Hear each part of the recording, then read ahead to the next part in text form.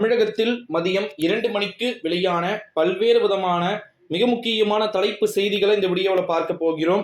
வீடியோவை முழுமைக்குமே ஸ்கிப் பண்ணாம பார்க்குமாறு கேட்டுக்கொள்ளப்படுகிறது.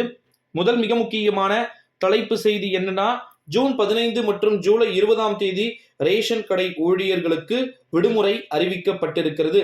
மகளிர் உரிமை தொகை திட்டத்தின் கீழ் 2023 ஜூன் 23 ஆகஸ்ட் 4 ஊழியர்கள் பணி புரிய வேண்டிய ஒரு சில சூழ்நிலை இருந்ததன் காரணமாக அதனை ஈடு செய்ய விடுமுறை என்பது விடுக்கப்பட்டிருக்கு. அடுத்த ஒரு மிக முக்கியமான ஒரு அறிவிப்பு என்ன அப்படின்னு வந்து பாத்தீங்கன்னா, ஆகஸ்ட் மாதம் முதல் தமிழ் புதல்வன் திட்டம் தொடங்க போகுது.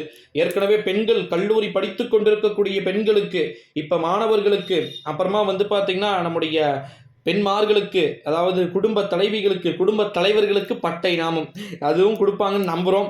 ஸோ அடுத்ததான் வந்து பார்த்தீங்கன்னா, அடுத்த மிக முக்கியமான தலைப்பு செய்தி என்னன்னா, டெல்லியில நடப்பு நிதியாண்டுக்கான முழுமையான பட்ஜெட் தாக்கலை வந்து பார்த்தீங்கன்னா நிர்மலா சீதாராமன் ஜூன் மாதம் 22ஆம் தேதி தாக்கல் செய்யப்பட உள்ளதாக தகவல்கள் வெளியாகியிருக்கிறது. அடுத்த மிக முக்கியமான அறிவிப்பு, அம்மா உணவகங்களை மேம்படுத்த ரூபாய் 5 கோடி வரை வந்து பார்த்தீங்கன்னா நிதி அப்படின்றது ஒதுக்கீடு செய்யப்பட்டிருக்கு.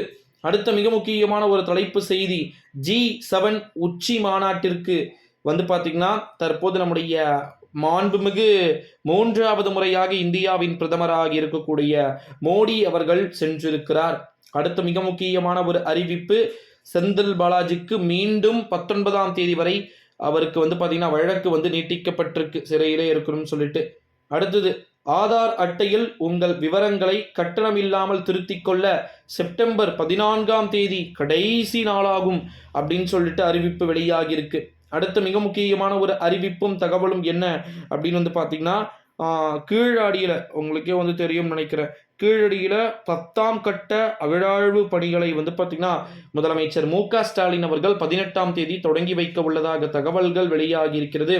அடுத்து மிக முக்கியமான தலைப்பு செய்தி, சென்னை நம்முடைய வடகடலோர மாவட்டங்கள்ல ஓரிரு இடங்கள்ல நல்ல மழைக்கு வாய்ப்பு இருப்பதாகவும் அவ்வப்போது வானம் மேக மூட்டத்துடன் காணப்படும் அப்படின்னு சொல்லிட்டு அறிவிப்பு என்பது வெளியாகி இருக்கிறத நம்மளால வந்து பார்க்க முடிகிறது அப்படின்னே வந்து சொல்லலாம்.